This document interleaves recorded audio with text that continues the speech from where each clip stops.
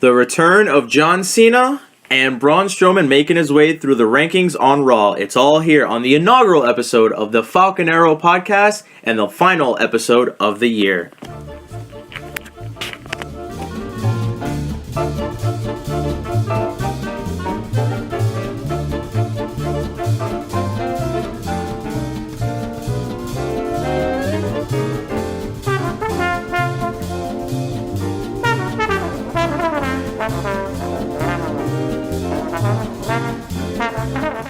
Welcome back, everyone, to the studio shaped like Anthony's mother's basement, and we are here live, and I am joined to my left by Anthony Caruso, and directly across from me is Tyson to Lewd. I'm your host, Jose, aka Joey No Hana, and it's the final episode of 2016, and what a year it has been for death and for wrestling.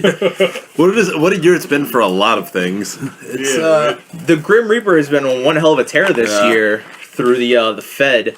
But he's been big time heel. But before we start anything, this is the newly rebranded podcast. We are no longer Cheap Hops and Leg Drops. We will now be referred to as the Falcon Arrow podcast. It's a lot smaller. And it's also a sweet fucking move. It's a sick move. And now every single time we go on the air, we will say that we are doing the deal. So we're here to do the fucking deal. And no one kicks out of the deal. Nope, no one kicks out. Now, gentlemen, I have to say, the difference in both of these shows is astronomical. Raw sucks so much ass that I don't even want to speak about it. But I will not spend too much time on Raw. I actually want to get to Smackdown fairly quickly. But you mean the pay-per-view on free TV? It was a pay-per-view that was given away for free, and Raw was Raw. Yep. It's the same sandwich you've been eating every week. You know what's really funny about Smackdown? Like an episode of a weekly program was better than the last Raw pay-per-view. Like that's sad. There was so much wrestling. You mean Roadblock end of the line? Yes. It was. There was so much wrestling being done on SmackDown that it was almost scary that they were actually doing good. Yeah. That someone in the back of the writing staff at SmackDown is actually thinking logically. I heard. I guess the reason SmackDown is so good is I guess the head writer is a former NXT guy. Really? Which makes sense why SmackDown Is is it good. Jimmy Jacobs? That would explain all the wrestling. Yeah.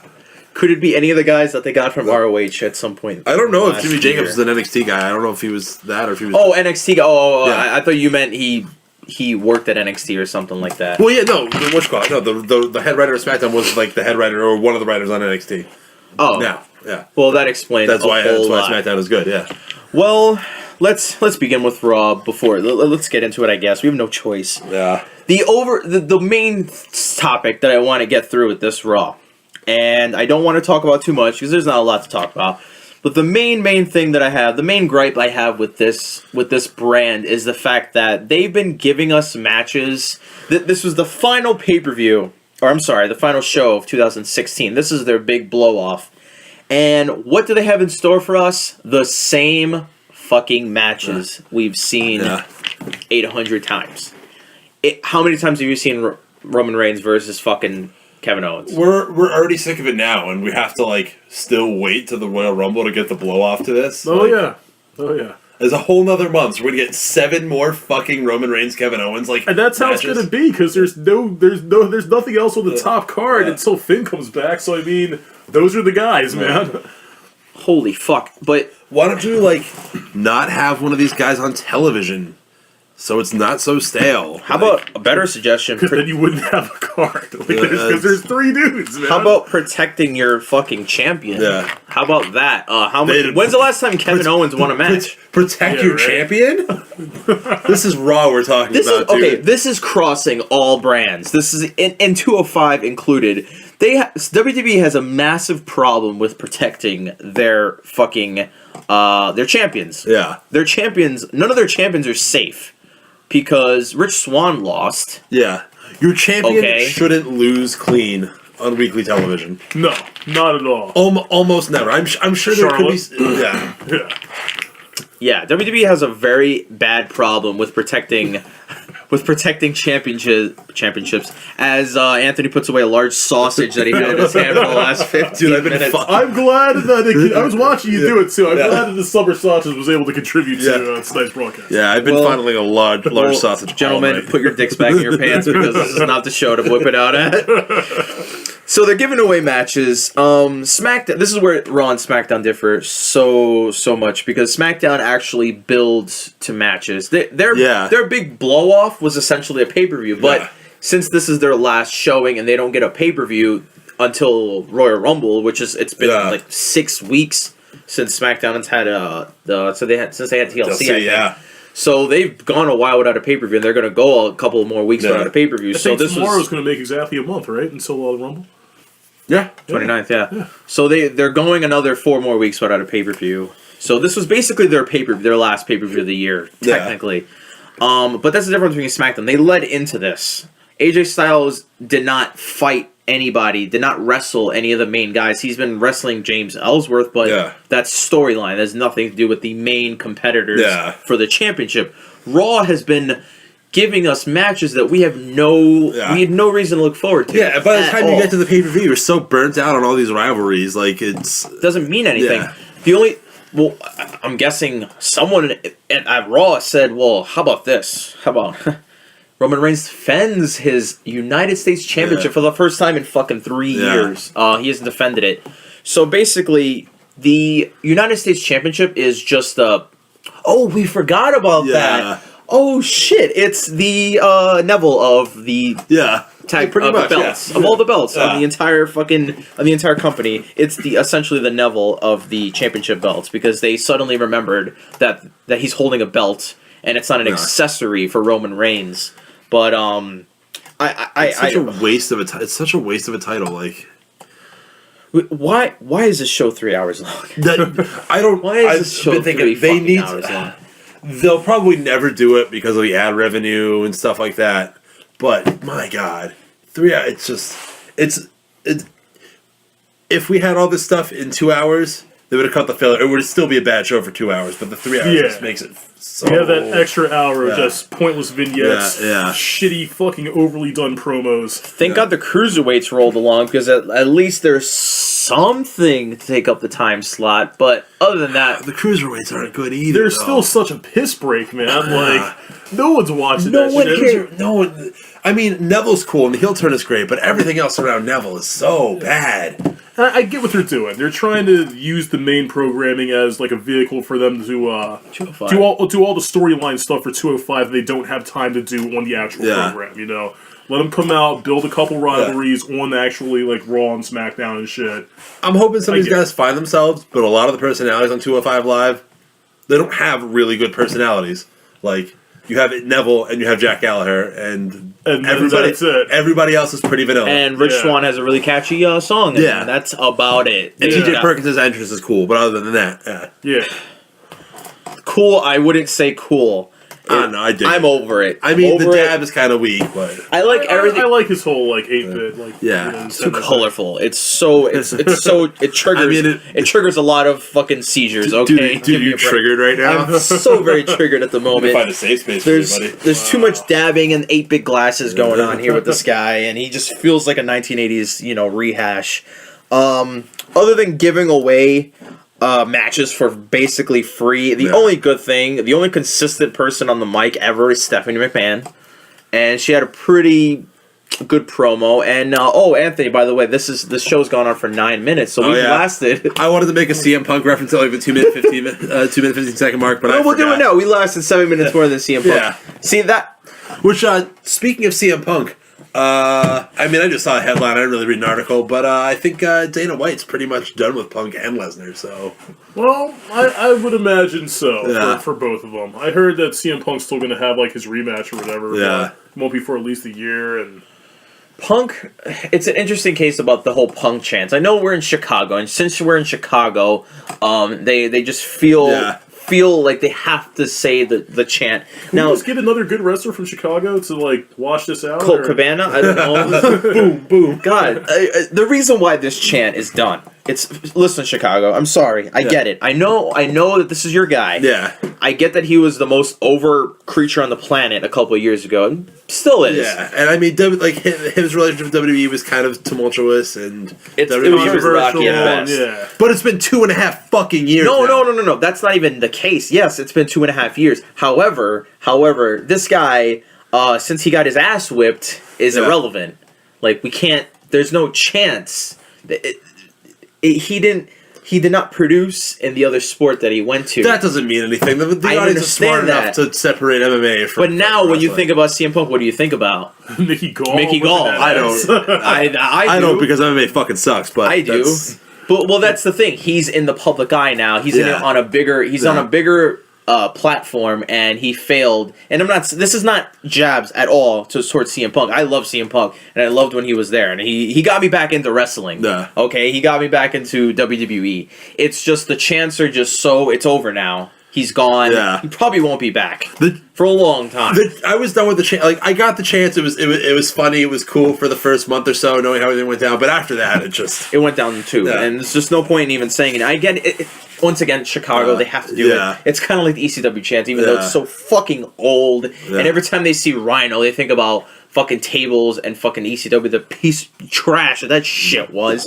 Anyways, sorry about that. Dude, but they just put the TV show on the network, too. You can watch fucking break. You could watch all the TNN episodes. I'm sorry. I'm a big fan. Wow. I'm a big fan of shoot wrestling. I'm a big fan of technical mat wrestling. I'm a big fan of brawling wrestling. I'm not a big fan of table wrestling and barbed wire wrestling and fire wrestling. You mean not actual wrestling? Yes, exactly. Just beating the shit out of each other. The holy shit. I'll watch a movie where guys are beating the living shit out of each other, and they're not really getting hurt. But anyways, the only good thing about Raw these days is Braun Strowman.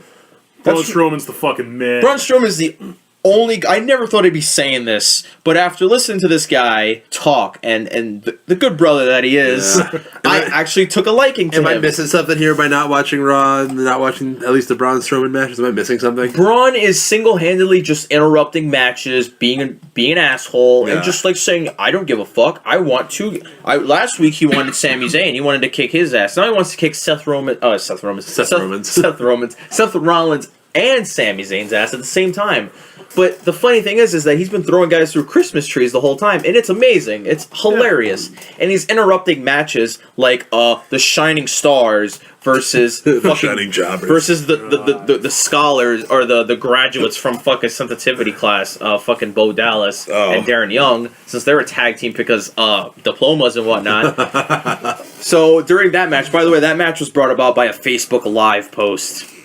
Yeah, that was what was said beforehand. This match came about because of a Facebook Live post where the Shining Stars called fucking oh man, I totally forgot the guy's name that's with Darren Young. Totally drew a blank. Bob Backlund? Bob Backlund. Wow. Jesus Christ. How did I forget that guy's name? How do you not forget like a legend? Oh boy, I'm sorry.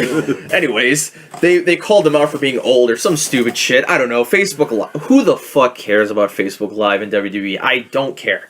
This match was brought about because of that. For real though, time out about that. Like, Facebook Live people, fucking stop it. I'm tired of getting notifications that everybody's going live all the time. Cut that shit out. No one cares that you're live. I don't even know how to go live. How do you even do that? I have no idea. But like every time. Well, first you have to get really drunk. Yeah. You press the button and then you just don't do anything for 10 I gotta minutes. like every time I get a fucking notification, I gotta like make sure I turn off like live notifications for everybody because everybody's fucking doing it. It's so annoying. Yep. Ugh.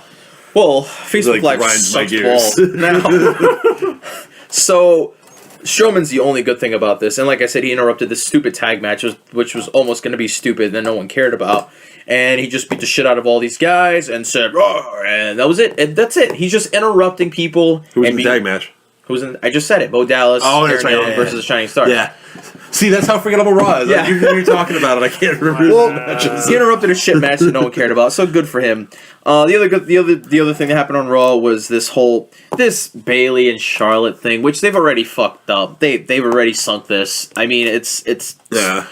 I think it was a legitimate mistake on the referee's part last week. Oh yeah, wasn't her shoulder up and His shoulder was up call, and lawyers and shit? By the way, her fucking name thing actually says Charlotte Flair now. Like her little placard at the bottom, it says it. It's a real thing. Yeah. It's a real thing now. She was gonna get sued for having the name of the capital in there. How do you get lawyers involved in a match? Like, it's not for a belt or anything. She didn't get docked pay because she lost the match. That's such a stupid storyline. They had to expunge it from the record, though. Yeah. It was a legit court of law. I believe it was a legitimate botch on the ref's fault. I don't remember which. So her shoulder was legitimately up. Was up. Yeah, she was supposed to kick out of it, and this is just a way of them covering their botch. It was a way to it's a way to cover make it seem like a work. Make it seem like a work. Make it seem like, but then again, that did something, and then it took it right back. So, what was the whole point of this? And like you just said, why would you get lawyers and how many botched matches and stupid shit that happened in matches that lawyers weren't like? Because people are stupid, people don't listen, or it's a wreck. It's a real wreck. But like you said, just think, there's 3 more months of this build till WrestleMania. Oh boy, if that's what the I can't wait for guys. This is the post-Deflategate era. Okay, if you don't like a ruling handed down by the commission, you can take it to the Supreme Court. Everybody knows that. Wrestling, yep, sports and shit. So essentially, Charlotte Flair. Don't want to misconstrue with. Don't want you to think of the other Charlotte. The Carolinas. Charlotte's Web. Wow. That she went to seek a lawyer for a wrestling match that was not for a belt. It was a random match on a television show. So she sought law and got it expunged. So therefore, when you go to the results of that Raw, it will say, "Don't know." Yeah. Don't know. Apparently, that was the only good advice that Nate gave her. It's like 2004 and 2005 BCS champions. Yep. Or 2003, 2004. 2004. Oh, it was just 2004 title. 2004. They still kept 2003. Oh, yes. Well, actually, USC did win both. Yeah. So I don't know. But actually, no, they didn't. They did. But that's another story. They didn't consult the record books. You're an asshole. By the way, an even more egregious misdeed that was done in this match and all the controversy. Bayley cheated, dude. Bayley fucking cheated. She hit the ref. Who was Dana Brooke? Yeah, she cheated. That's right. I forgot. Right. Dana Brooke came out as the special guest. Wasn't she supposed to call it fair and down the middle? She was the sign. That was one of the steps by the lawyers for this match. Is that Dana was going to call it so fair. She gets knocked the fuck out. Bayley hits her literally 30 seconds into it. So for no reason. An official gets assaulted. So that's disqualification. That's a fine. That's a fine and a disqualification. Then, since Dana's supposed to be the official for this match, however, then referee Derek Moore, by the way, they have names, WWE. Okay. Hey, they've been using them a little more. They've been saying a little more. But the official guy's got a name. Okay, it's not just Black Ref. Okay, it's Derek fucking Moore. All right, so I didn't even know that. So I did the research because they're humans. They exist too. Did you Google Black Ref? Yes, the official that's black on Raw. So referee Derek Moore gets in the ring and does the officiating, and then as soon as he's about to put his hand down to call a pinfall, then Dana takes him out of the ring. And so now Dana is the referee once again. So basically, all in all, Dana was the ref. She gets knocked the fuck out, which is illegal. Then another referee is replaced. So the whole Hebner thing, then he gets removed. Because Dana's still a ref. By Dana. So we've got two officials, but one of them has more power than the other because she has tits and he doesn't. Well, there was only one official because Derek or whatever was never supposed to be in there. There was one official assigned to that match, and that's who it was. Who cares? Yeah. Why am I talking about this shit? Why do I go into detail about this women's shit? God, why do I waste my breath on this garbage? This is so bad. It's so bad. I shouldn't even be talking 19 minutes on Raw. I shouldn't even give these people this much time. God knows they give us way too much time of their garbage. But what about that Enzo Jinder match? Hey! Oh, that didn't make it to the Hulu cut, so I don't know. Don't know shit. Enzo Jinder, who cares? That doesn't mean anything to anybody. Oh, look at that. I learned something new. Jinder Mahal had a match on Raw. Big fucking deal. It was a tag match. So essentially, that was Raw. That was Was Raw. that Jinder and Rusev versus Enzo and Big Ace? Yep. A notable mention on this was that the Cruiserweights actually had a match. Rich Swann had a match with someone. I don't even remember who it was. Had a match on the Huluka, and it made it. But guys, you don't want to talk about the club facing off with Golden Truth at 10:15? Why is this the undercard? Like, why is this match happening so late on this program?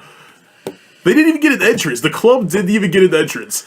There was a commercial. Got a jobber entrance? Yeah, they got a jobber entrance. You know who did Come back from commercial, they're standing in the ring. They're standing in the ring. And you know who got, like, the full deal? The Golden Truth, yeah. Wonderful. R-Truth got to do his whole fucking thing. I heard there was a whole story with the teddy bear and the polka dots. There was, I guess Bailey gave Goldust a bear. Carl Anderson ripped his head off. Yeah. Yep. Cody Rhodes was pretty pissed about that. Pretty upset about it. Very mad about that. He thought that they were going one way with that, but basically trying to take a jab at the Dream. It was in poor taste, but it was a great heel move. It was in poor taste, but then again, this is wrestling, and I don't think Dusty would really care. But hey, the good news is the club went over. So the club won a fucking match? Yeah, they won one. Even though Anderson tried to grab the tights, but you can't really grab the tights when Gold does because he doesn't really have like a waistband. It's like a whole... It's like a unitard like a kind of onesie, thing going on. Yeah. You're telling me the club, the BLT club, won a match on Raw, and I missed out on it because Hulu sucks. They actually went over. Yeah. You know that win's not going to mean anything at almost 10:30 at night. Amazing. Raw, stay classy. It was to cool the crowd down for the main event. The main event that we've seen about... Yeah. And we will see like another 5... I can't wait. I can't wait for the variations of Seth Rollins, Chris Jericho, Roman Reigns, and Kevin Owens that we're going to see in the near They should future. just all have a match in that fucking shark cage. Yeah, right. It would be great. 4 guys in a shark cage. Can't wait for that. Can't. And by the way, you guys know why the shark cage gimmick is happening again, right? No. To sell the toy. There's a toy out there. Oh, that's right. With shark cage. With the fucking, like, the launching things, too. There's, like, launchers on the ring on that toy. This match is happening purely to sell toys. So we've had a match to sell toys. We've had a match to sell a video game. Can't wait for the album. Yeah. I wonder how they're going to do that. Cena's back now, so... when he drops his hot new mixtape. So we have Attitude Volume 4. Give me a fucking break. That was Raw. Nothing worth note of talking about. Everything sucks still. Same story every week with Raw. Same shit, much. different day. But let's move on to a good show. Let's talk about like quality television. Smackdown was fucking great. Smackdown, the pay-per-view. Essentially, it was the final. It was the Starcade. It was the Starcade for SmackDown. Finals. Yeah. I'm gonna call this Starcade because it was the last. It was in the late December pay-per-view for SmackDown, and it was fucking phenomenal. Yeah. We got 3 matches. 3, I believe. 3 matches. Yeah, it was only 3 matches for a 2-hour show. Only 3 matches. How about that? They spent... God, Yeah. stop what you're doing right now. They stopped. Was it really only 3 matches? Yeah. It was only 3 matches, and all It of was them... just the title matches. And then the segments with The Miz. How about this? They I guess actually spent time on a 2-hour show developing storylines within the wrestling match. Yeah. How about that? Whoever this guy is that's writing this, keep it up. Keep drinking all of the Red Bulls you're drinking to write this shit, because this guy is doing great. But yeah, we had 3 fucking matches that were, I believe, 20 minutes apiece or 15 minutes. Roughly, yeah. Roughly around that. A couple of Miz segments of John Cena opening... long matches, pretty pay-per-view worthy matches. I would have paid to see this. SmackDown. This show is better than most WWE pay-per-views. Yeah. Boy, that's sad. That's sad where, by the way, on this very day, this day, December 27th, 2016, the same day that SmackDown happened yesterday, exactly back in 1997, so I believe 19 years ago that was, Starcade happened. The one with Sting versus Hulk Hogan. That match sucked. This pay-per-view was a hell of a lot better than that Starcade. Couple things to notice before we get into it. This was a very White Sox heavy crowd. Yeah. Which is shocking. Yeah, John Cena, all right, as smart as he is, diverts a Undertaker chant. Yeah. Doesn't want to get into too deep into this whole Undertaker John Cena thing, which a lot of people are speculating. So instead of that, Cena goes, well, I think you guys would be chanting "Go Cubs, go!" Right? Yeah. And everyone goes, "Nope, you're in White Sox country, son." Yeah, I guess Allstate Arena's on the south side then. That's ridiculous. The fact that the Chicago Cubs, the reigning World Series champions, were outnumbered by White Sox fans at the Allstate Arena, which is a new thing. So, and you could see Cena's face. He did not see that coming at all. Nope. He tried to deflect this whole Undertaker chant. And, by the way, is that still going to happen? I don't think so, because I guess they're, spoiler alert, I think they're going to go with AJ versus Cena at the Rumble, though, because he said he's challenging... No, WrestleMania. No, he said at the Rumble. He said he's going to challenge the winner of the Triple Threat match at the Rumble. I'm talking about WrestleMania, because everyone's obviously saying that chant for a hint at a WrestleMania match. I guess, I'd imagine, that's what I heard. It's going to be Cena Taker. I mean, that's... I thought that was going to happen. I thought that was the plan the whole fucking time.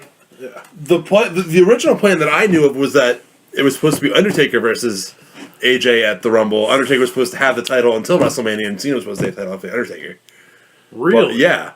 I mean, they could still go that way. I mean, the Undertaker could be a surprise. There's still a month of... In any scenario that John Cena wins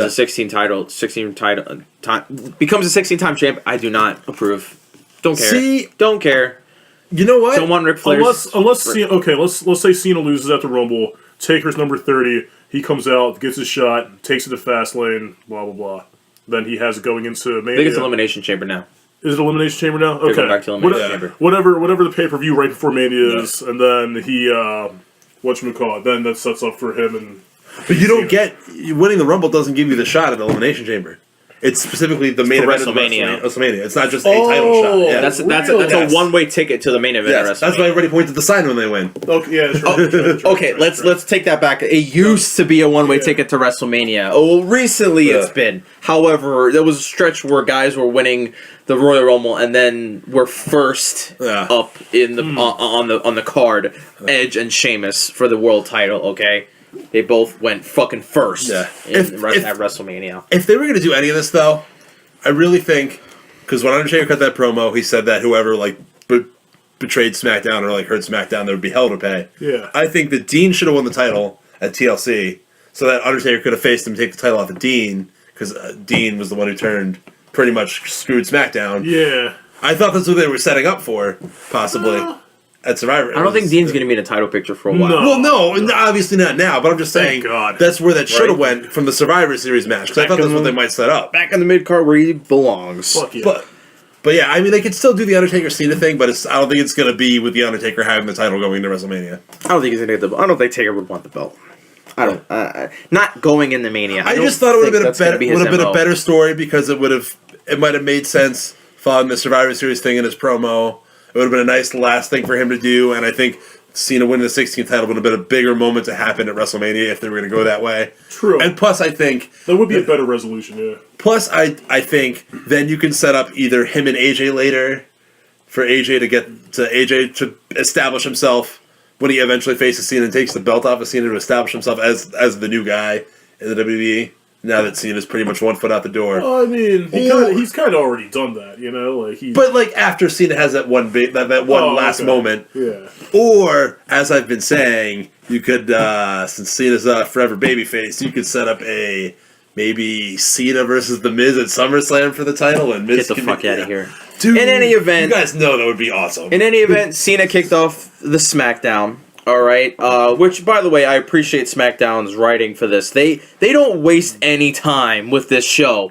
They are not about long, drawn-out segment. Well, they got straight to Cena right away. Yeah. They didn't build him up the entire show and then have him before come every out. Commercial break. Cena's coming up next. This guy came right out the gate, and that was a little something that I was appreciative of. So this Cena promo now, it was remnants of old Cena. It was old and new Cena combined, and that's why reminiscent.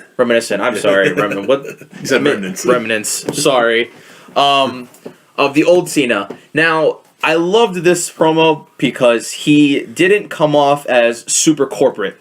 He came out and said, "Look, I'm gonna win the belt again, whether you like it or not. So suck my balls. Because I'm John Cena. That's why. That's he why. literally said that. That was Really good. I liked that. I liked the fact that he's not going out there and trying to pander to the crowd and say, I'm going to do this because I have hustle and loyalty and respect and blah, blah, blah, blah, blah. Because I got love for this business. Yeah, he didn't last year. He didn't say anything that's going to make you vomit. He said, hey, I know you're not going to want me to win this belt, but guess what? Fuck you. Yeah. I'm going to win this belt. He's very aware of the internet and how people feel about him and the whole thing. So he came out and was basically like, Super Cena's back, and Super Cena. Yeah, he said it. He's like, Super Cena's back. I'm going for the belt, and if you don't like the fact that I just made this match, well, too fucking bad because I'm John Cena and I can. I'm not gonna lie. I don't hate. I kind of like John Cena in small doses. Me too. Yeah. Me too. I was saying that last night. Yeah. John Cena's a lot better when he's not restricted by a script.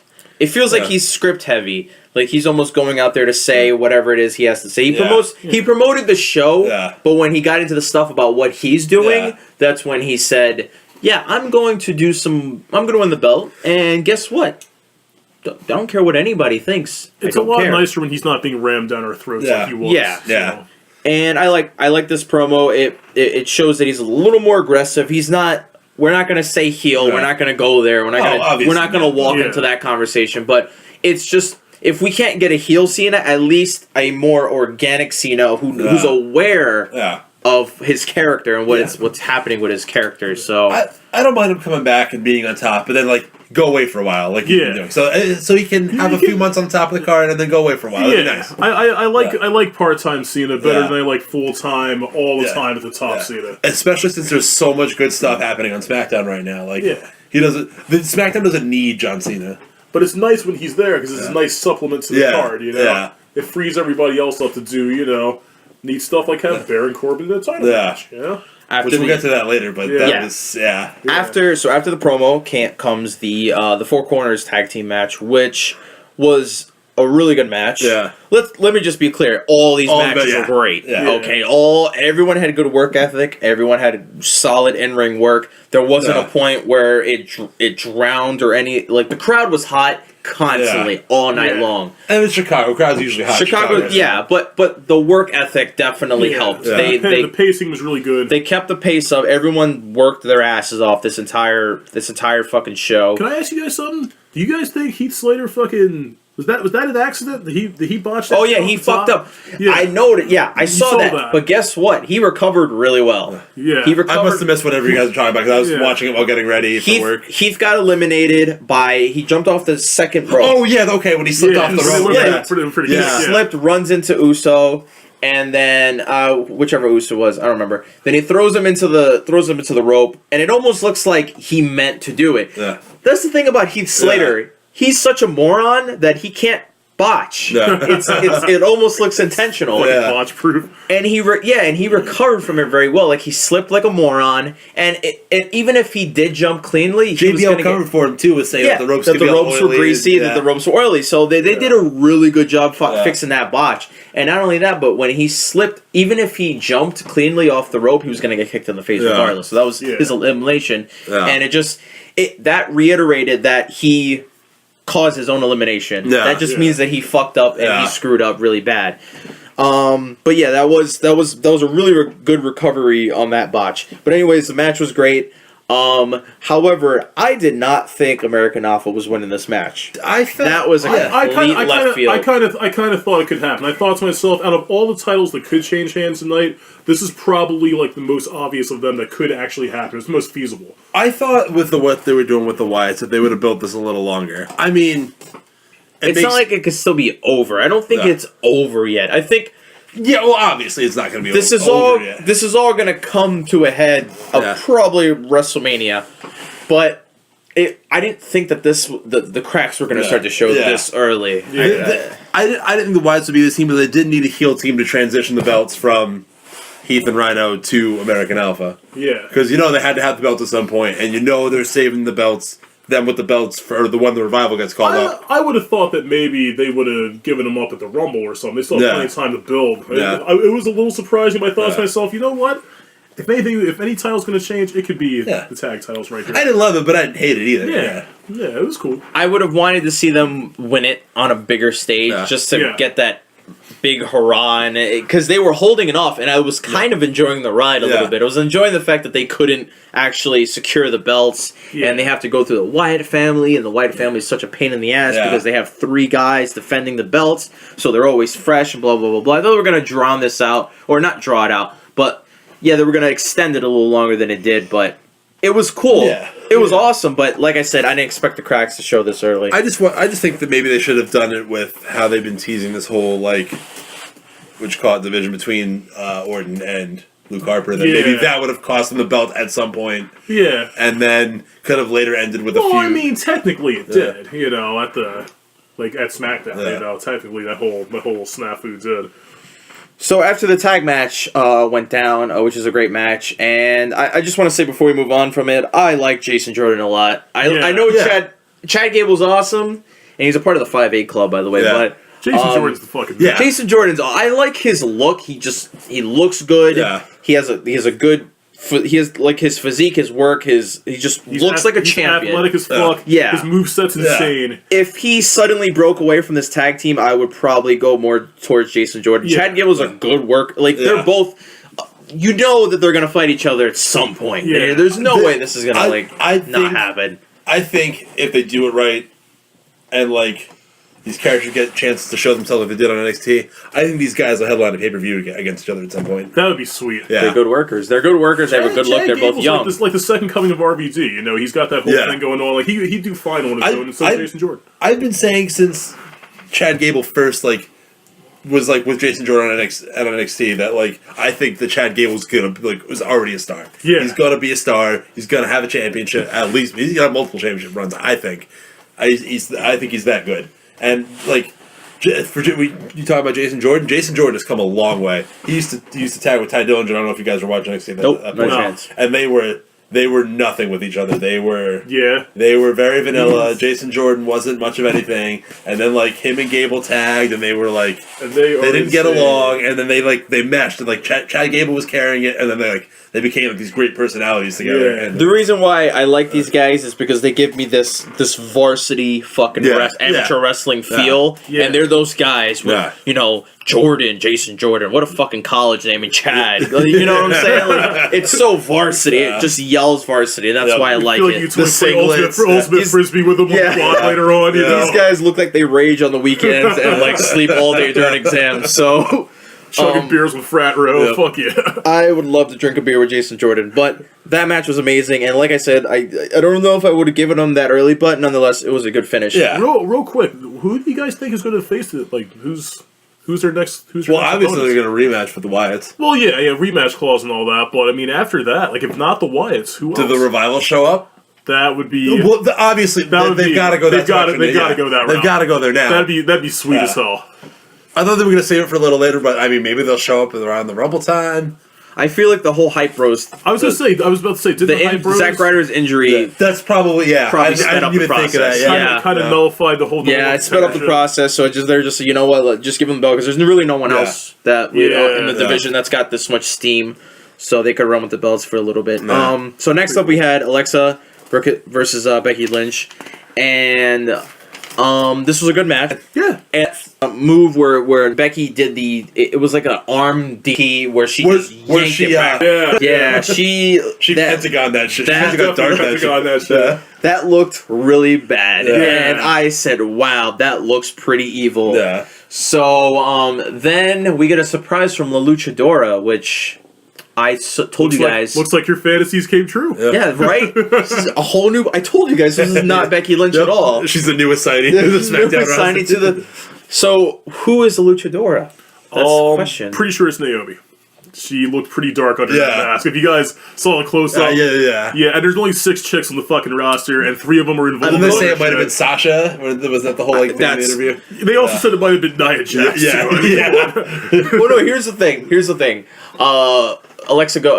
Dasha goes, Alexa, who could that be? I don't know, Sasha Banks. Well, she looked a little bigger. Nia Jax. What the fuck is wrong with Alexa? Yeah. She looks a little bigger. Probably Nia Jax. She's a whole lot bigger. I don't know. She just had her arm broken, man. Leave her alone. The girl's disoriented. Dislocated. It was broken, Antonio. That's such an extreme, though. Sasha Banks is gotta be 80 pounds soaking wet, and Nia Jax is looks like a legit lifter. Yeah. Okay, you can't tell me. I'm pretty sure her and Samoa Joe are the same weight. I mean, you could fact check that, but yeah, I'm pretty sure Nia Joe. Boom. I don't think Nia is pushing like 280 or whatever. Joe is. Yeah, I think she is.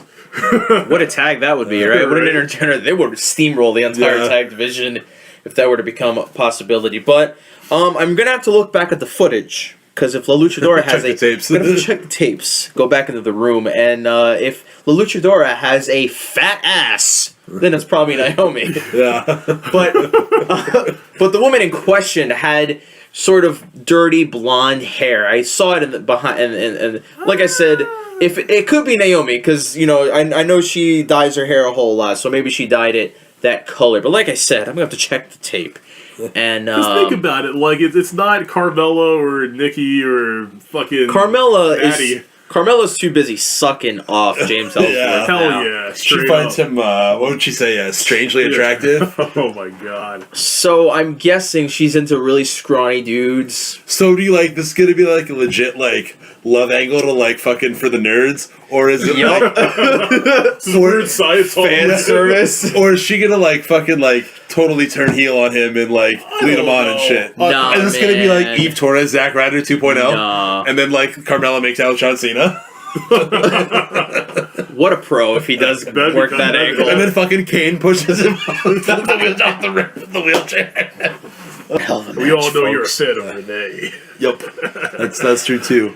But, however, I do have a surprise for you, Anthony. No matter how much Renee Young gets involved in storylines, she has that girl next door look.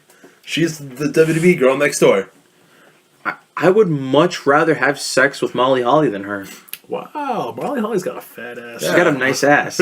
Yeah. Like Molly Holly now or Molly Holly like back in the day? Any Molly Holly. Wow, including Mighty Molly. I'd fuck Ivory in her right to censor outfit. Whoa, that dude. Now you're just trying to get heat here. Calm down. Cheap Cheap heat. That is cheap fucking heat. Sorry. You don't even believe that. We went off the rails with this one. Let's talk about like wrestling. Yes.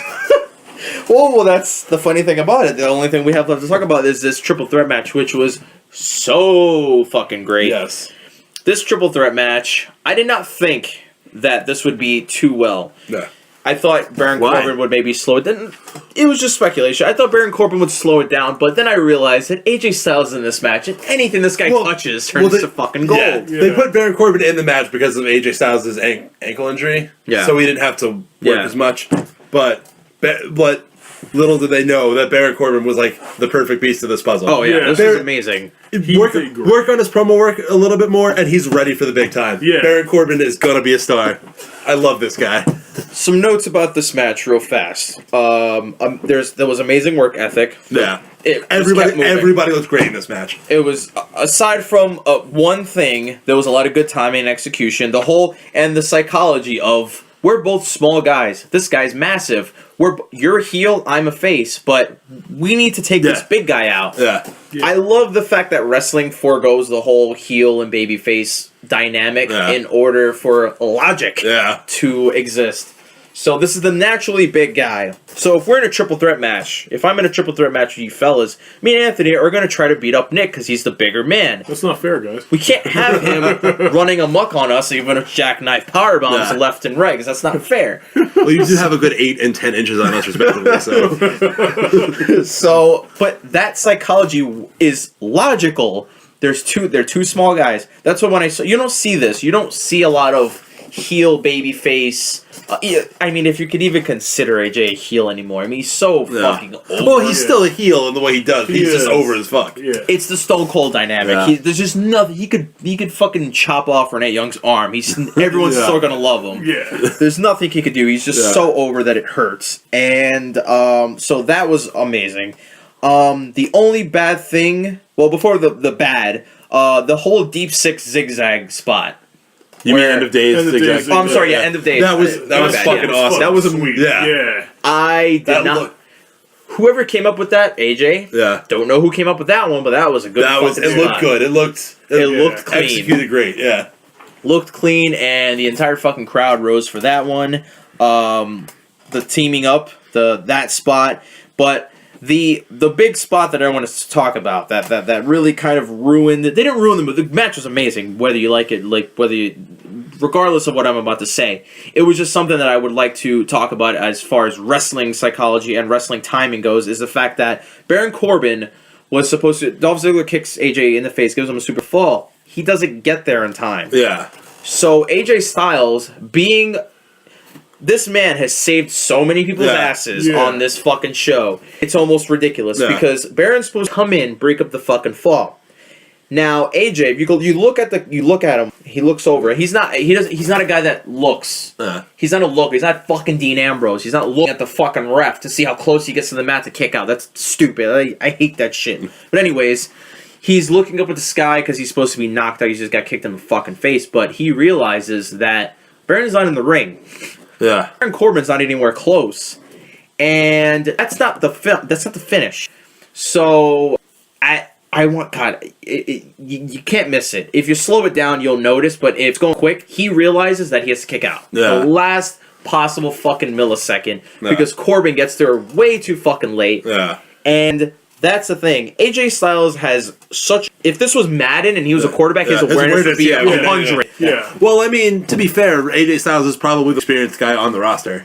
He's probably been wrestling longer than anybody on the roster. Yeah. Oh, yeah. It's ridiculous that WWE's been this long without AJ Styles. Yeah, imagine what they could have done. Like, imagine the star AJ Styles would have been if they, he walks in and he's instantly leaps and bounds better than anybody else. Again, maybe it would be because they probably wouldn't have let him do all the stuff that... He wouldn't be AJ Styles if he didn't... That built his cred, built his indie cred, so...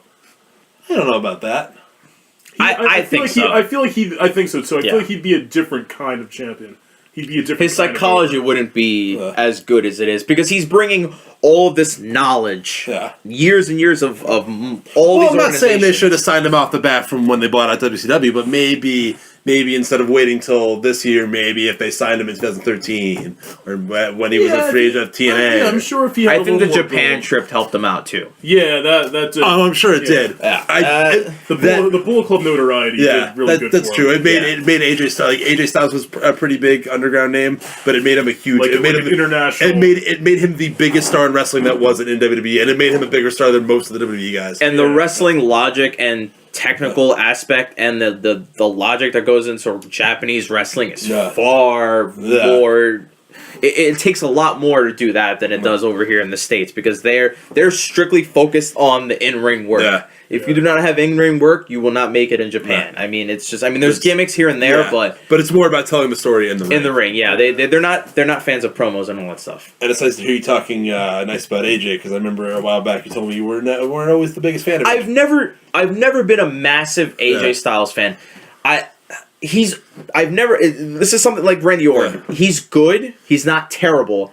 I've just never been a fan. He's always been sort of like vanilla to me, at least. Back back when he was going up against Angle, Angle was much better. I loved Angle way more than him. I mean, that storyline was so good. He was great, but Angle was that much better. But when you see, like I said, when you take AJ Styles and you put him in WWE, it's not even a comparison anymore. It's a real big fish, small pond. He blows everyone out the water. Everyone, he's hands down the best, the superstar of the year. I don't care. Oh yeah, obviously. Who wins that shit? You can't deny that. I always liked AJ, but I was never like a super AJ fan. Like AJ was like I would always say he was like my top 10, top 15 favorite wrestlers, but like never up there. No, I've always really liked him. I know you've always been a really big AJ guy, but for me, like, who's better? Yeah, who's better right now? Right now? Not a whole lot. Nobody. Maybe Ricochet. No. Like, are we talking like technically? Or? We're talking all together. Total package, nobody. Nobody's better than him right now. He was not a promo guy. It took him... Yeah. This is why he had to be with the Bullet Club. Yeah. He was not a good promo guy in TNA. He was kind of Yeah. He had the whole Gator World stuff. That's why he kind of fell short for me, too. Yeah. But then he became a part of the Bullet Club and really became AJ Styles. Yeah. And then he brought that momentum into WWE and he crushes everyone. It teamed out with his star power, his great work, and it's easier to be a heel. Oh, much easier. Guys even though I still think he works so much better as a face, but he's pulling it off. I think face AJ is best AJ. He's in the middle right now. He does it so well. He's got the Austin effect. Yeah. You could put him against any major heel, and he would go over so hard. It's a weird effect. It's a weird dynamic right now because he's technically heel, but he understands that they love him. Yeah. So he has no choice but to kind of embrace it somewhat. You can play to the crowd and still be a bad guy. Yeah, obviously. But why would you be a good guy? You would ruin ruin it then. You don't want him to be a good guy at all. But like I said, he saved this match because that spot right there could have really fucked a lot of things up. It would have made everything look wonky and all that stuff on a show that was, aside from the women's match, was pretty technically sound. Yeah. And, or I guess Heath slated him, but they recovered from that. That was fine. That was the only, it wasn't really that much of a botch to begin with, but this saved this match. Yeah. And it saved Baron Corbin's ass. Okay? I'm sorry. He's saved James Ellsworth's neck and Baron Corbin's job. Yeah. Because Baron Corbin was supposed to interrupt that shit, and he completely fucked up. And if it wasn't for AJ Styles noticing that he had about this much time to kick out, the match would have been a complete fucking flop. Yeah. And it would have looked really fucking weird, and everyone would have been really fucking confused because it would have been the whole ref can count the 3, but he can't count the 3 type deal, and those and then, Phantom shoulder up, he's checking the... yeah. And he checks to see if the fucking arm is up. Something really stupid. But match was great. Amazing. After that, Cena comes out. Cena comes out to confront him, which is really weird because Cena came out, took off his shirt just to shake the guy's hand, which is a little much. Yeah, I mean, it wouldn't be SmackDown if Cena didn't take his fucking shirt off, right? Yeah. I feel like someone said, "All right, John, you're just gonna show up to promote the show, and then you're gonna go out there and shake AJ's hand. Can I do that without a shirt on?" Go for it, I guess. He goes out there, takes off his shirt like he's gonna fight the guy, and he's like, "Just gonna shake your hand, bro." See him without a shirt on is kind of his thing. That's what's putting asses in the seats, man. I mean, he should just went out there in a suit, put his hands in his pocket, shaked his hand, and then went back to the fucking, or go out there with a tap out shirt. I don't know. He's so always geared up for everything that it almost. I think it's really creepy when guys walk around in their ring gear. It looks really strange. A pair of fucking shorts, you know. But he's got the knee pads, the bands, the fucking hat. Like when Neville did that fucking interview with Renee Young in his fucking full gear. attire. Guys who walk around in their attire when they're not doing anything is just a weird fucking thing. You mean guys like Dean Ambrose? Yeah. Well, Dean never looks like he's wrestling. He looks like he's about to ride his bike. My man's in ring gear with a fucking bus. I'm sorry. If you've listened to any of the previous episodes, I have a big problem with people not prepared for a wrestling match. Don't go on there in Timberland boots. I get it. You got to show off the shirt. The shirt just came out. You got to let him do it in a promo. Yeah. Don't wrestle in the fucking shirt. Go to the ring with it. Take it off when you get there. Like Seth Rollins wrestling in his Seth freaking Rollins shirt during that Survivor Series match. The best show I've seen on WWE television in a really long time. This SmackDown wasn't even good for WWE standards. SmackDown it was a good show for most wrestling shows. Yeah. And it had something that WWE is not very fond of. Wrestling. Yeah. Fuck. How many more segments can you do? I mean, Raw doesn't know what wrestling is. Yeah. Ask Kevin Dunn what wrestling means. He'll tell you. He'll tell you what wrestling is. Yep. A lot of backstage segments and a lot of Stephanie McMahon. Then we have 205 Live. So, or should I say or PWG Live, because there's a lot of PWG guys, or the Alicia Fox show. Yeah. As it were. Because that's the storyline going in. That's really it. It's the only thing going on now. That Neville, and I like the fact that Jack Gallagher had a proper segment to get over his gimmick. He's the only person other than Neville that's gotten a good reaction out of people. Yeah. The Neville heel stuff has been pretty good. Yeah, it has. Neville's been great as a heel. It's just his counterpart is very vanilla. Not really. I'm gonna say this right now. This rivalry between him and Swan is by far been the most noteworthy rivalry so far in this whole cruiserweight thing. Yeah, but I mean, which Swan's personality is still not that great. But I like how he came to the ring and he said, "I'm not shaking this guy's hand. Fuck him. I want to kick his ass." That showed me that there's something more than just, I guess. hey, I'm going to dance all the fucking time. Yeah, I mean, it's also not saying much because, I mean, what other rivalries are there? There's like Kendrick and TJP and fucking but after all this time of having the Cruiserweights, this is the only quote-unquote rivalry that's actually had some sort of decent backstory with emotion behind it. Like, Rich Swann used to be the young boy for then known as Pac. Yes. Yeah. And, so this has backstory, this has emotion, and the way that Neville debuted was pretty intense. He punched the guy in his fucking face and basically told him that he's going to kick his ass, or arse, as it were, all the time. So I like this rivalry. It got a reaction. Yeah. Which is pretty pathetic when you watch a match for the Cruiserweights and the crowd is actually involved, which doesn't happen ever. Crowd is always dead for those Cruiserweight matches. Yeah. If you would have told me that I'd be watching a match between T.J. Perkins and Brian Kendrick, and it would be a piss break, and the women's match would be something that everyone's hyped for, I would have told you that you're a fucking asshole. Yeah. But that's the truth. That's WWE right now with the Cruiserweights. They don't really care. They don't know what to do with all this talent. It's Raw with little guys. Other than what we just mentioned, two more things to point out real fast. I feel really bad for John Yurnett. That sucks what happened to him. Yeah, whatever that leg was. He blew his knee out on his fucking debut. Because they were saying he pulled his groin. He blew his knee out. He put it on Twitter. Yeah, did he? Okay. Yeah, he said he blew his fucking knee out. So his debut match on 205 Live on WWE television, he blows his knee out. That sucks. Good for him for working the rest of that match, though. He did not want to stop. When you get this far, and this is your debut, why would you want to stop? You don't really want. This is what you've been working for. Hopefully, you'll get another shot. That sucks, man. I feel really bad because that's like working your ass off your whole life to get to the dream, and and it's finally here. Yeah. And your knee blows out. Something out of your control. That sucks. And all of a sudden, Mustafa Ali becomes a face because of the location. Because of Chicago. Hey man, that finishing move you had was sweet. It was amazing. Yeah, it was pretty awesome. That imploding 450 or whatever. Inverted. I think they called it imploding. Oh really? An imploding 450. I think it's what. Is that what the greatest man that ever lived said it was? He called it like a 540 or something like that. 54. Yeah. I don't remember what the fuck he said.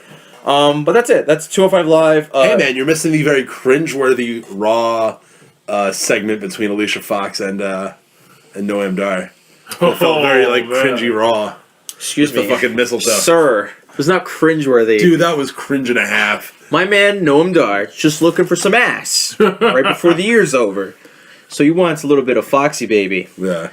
Presents with her a mistletoe because he wants to get in that camel toe. Now, he gets slapped in the face, and little does the universe know, the WWE universe, know that Noam Dar is a freak. So, fuck you. I liked this segment. No, it was cringeworthy, and Noam Dar sucks to carry.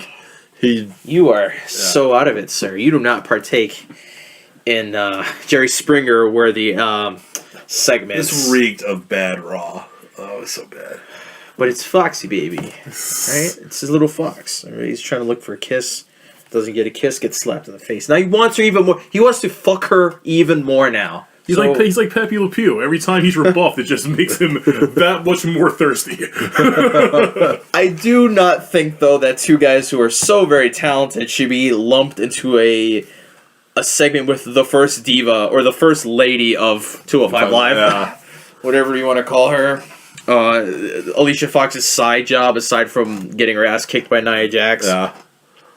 Other than that, by the way, I love the shot that Austin Aries took at Alicia Fox in the match. What did he say? Because Corey Graves is talking about how that Alicia Fox is a decorated veteran and she's probably giving her boyfriend advice. And then Austin Aries is like, that's a good one, Corey.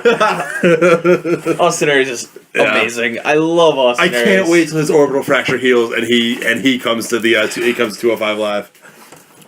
No one else is going to matter at that point. Austin Aries is just the man. That'll really start to stack that show then if you have Neville and you have Aries and... That'd be sweet because you're not doing a whole lot with him when they see anyway. They need to. Well, he's got an injury, that's why he's not on it now. But they need to start getting more personality. Like And Jack Gallagher, too. And hopefully some of these fucking vanilla midgets will develop something. Vanilla midgets, the best word ever. Yeah. So, that was the week in WWE television. We're not going to get into NXT. It was just a recap of a show that happened. It was a rehash of the 3 Japan. weeks ago. Yeah, so none of it's relevant to today. You already saw the Joe Nakamura match. It's all that mattered. Yeah. So they basically just replayed the entire So you event. can see the fucking whole card. Yeah. Which is cool and all, but it's not relevant. We've already seen weeks of television after that. Yeah, so... Yeah, we finally realized after watching Peyton Royce and Billy Kay, who suck ass. Whoa. I love Billy Kay. We finally... Right? Excuse me, sir. A reasonable man is talking. After watching these two awful broads on the television... Sorry, it wasn't flat-ass Liv Morgan out there. God, I'm sorry. I can't take Billy Kay seriously, because she looks like a point guard. So... she'd be best suited playing for Phil Jackson right now, other than wrestling with her fellow Aussie. Get the fuck out of here with that shit. Don't care. I don't care about these girls. I'm sorry. The women's division has taken such a nosedive since everyone's left. Yeah, it really It's just really Asuka and Ember Moon. It's Asuka and Ember Moon. Yep, that's it. That's really it. Until they get more talent. Candice LeRae. They're not going to be relevant. The women are. It's going to take a while to rebuild that. And where you're asking people like Liv Morgan, who I do like, who've taken a liking to, but she's not great by any standard. She's not totally fucking shite. She's not that. They're missing a lot of personality at the womenmes division. Liv Morgan is fucking cloud shoes. Liv Morgan is nice on my fucking eyes, but in ring, not that great at all. Okay, she's just like her boyfriend. Who's her boyfriend? Enzo Amore. Oh, well, yeah, that's right. Enzo fucking sucks in the ring. And Liv fucking sucks. And Ember Moon. Maybe one day she'll cut promos like him though. Barf. Barf. Hey man, Enzo cuts great promo. Give me a fucking break. He used to. Give me a fucking break. How many times? When is the last time you saw them change that fucking promo up? Remember when they? I don't know because I don't watch Raw in months.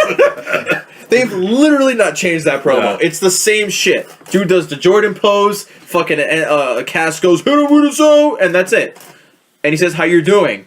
He's constantly asking how everyone's doing. We're all hey man, couple haters. How are you? How is everyone here at Raw? I wonder how people at Raw are doing right now. Boy, they're probably wishing we got a hater right here. Sounds like they want to shoot themselves at some point. So that's how they're doing. Enzo Amore. I'm glad he's not on the Hulu cut. Fuck that guy. Where's Rusev? Where's Rusev? Where is Rusev? He was in that jobber tag match with Jinder Mahal. Oh. So the only real talent on Raw is being regulated to matches that aren't even on the Hulu cut. Yeah. I love this. I love Raw. We will end this podcast, the inaugural Falcon Arrow podcast, with where the fuck is Rusev? Yeah. Rusev, not only is Rusev the only athlete, the best heel on the Raw roster, the best heel, the best athlete, the best believable wrestler you've got on that whole fucking thing, aside from Owens, but he's got the look, he's got the charisma, he's got the actual... I'd say Jericho's doing better heel work than Rusev. Right but I mean, like, Rusev's like a star that you're going to build. Jericho's like a complimentary piece. Rusev is an overall package if you had to deplete. Like, Jericho's way up here with charisma and promo. Yeah. His in-ring work is in the middle. He's not awful, but he's not too great. Is not as great as he once was. No, he's like 45. So. Yeah. I know what you're saying. Yeah. Remember that. A 45-year-old man is the best thing you've got on Monday Night Raw. I know. I was talking to a friend of mine about that. The best thing going on Raw is a 45-year-old man who should be a complimentary piece. Kevin Owens does not need Chris Jericho. He does not need Chris Jericho. Why is he doing this? I don't know. Why is this happening? Why is Chris Jericho the most... Why do they do anything that they do on Raw? AJ Styles didn't need Chris Jericho in January, but they gave him to him. But he had him for like a few weeks. Owens has had Jericho. He had him for like a 7-match feud, and I feel like Jericho is just like the training wheels for like the top guy. if they're not like that confident in him just yet. For untested top guys. Not only is Rusev the best talent you've got, why did he lose the United States title? Question. Is that ever going to get answered? why are we doing this? You know what killed Rusev a little bit for me though? How he was always anti-American, especially when he had the U.S. title, which was a great gimmick for the U.S. title. You guys watched last week's episode of Total Divas? No. He is all about living in Nashville and stuff. And oh yeah, he's a sellout. Yeah. I was actually gonna get to that. Not only is he the best character or the best overall athlete on Raw, but on Total Divas, he's a star on Total Divas. He's awesome on Total Divas. I love when Lana just says that this guy shows no emotion. He's like me. He just doesn't. Yeah, he deals with Lana. Yeah, he doesn't really want to be with her half the time. And I love how they're talking to his mom about oh yeah, we're gonna have this Bulgarian wedding, and Lana's like, what? He's like, nothing, dear. So he's the best athlete on Raw, and he's the best character on Total Divas. This is true. I'm not lying. This Total Divas actually made me like Rusev even more because. Dude, I was already way on the Rusev bandwagon before. But even when Lana fucking goes, oh, you don't show it, but I know you care for me. He's like, yeah, totally. This guy hates her with a passion. Yep. Can't stand Lana. Love loves his fucking biceps, though. God forbid. I'm sorry, Rusev. This guy just did her really good, and now she's around forever. She'll never go away because he gave her the Bulgarian sausage. Well, with Bulgarian sausage... We will end that podcast, this podcast actually, with... So is that like the episode title, Bulgarian Sausage? Bulgarian Sausage is the new title of this, the inaugural Falcon Arrow podcast. And with that, we will say goodbye to 2016. And what a great year it's been. Right, guys? Yeah. I can't wait to see it go. Rip Leia, You act like 2017 is going to be any better. It can't be any worse than this year was. I don't know about that, because in 2017, Donald Trump goes into the White House. Like I said, it can't be any worse. And all the cucks will get mad. Maybe they'll kill another gorilla. Hey! Well, it's been fun, and thank you everybody for joining us for the inaugural episode, and we will see you in 2017.